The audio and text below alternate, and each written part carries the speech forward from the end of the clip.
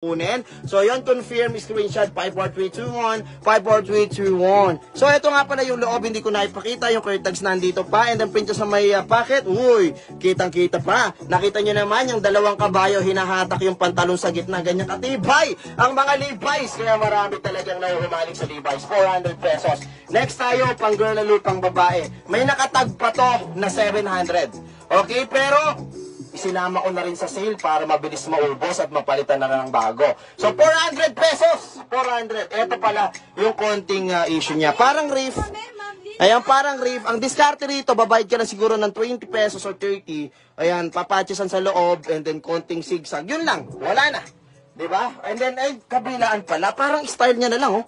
Okay, pero mas mainam kung papatchesan nyo po parehas, okay? So, yun, check nyo na lang mabuti. Maganda kulay nito, blue na light wash, skinny pang babae. The best lumapat po ito para sa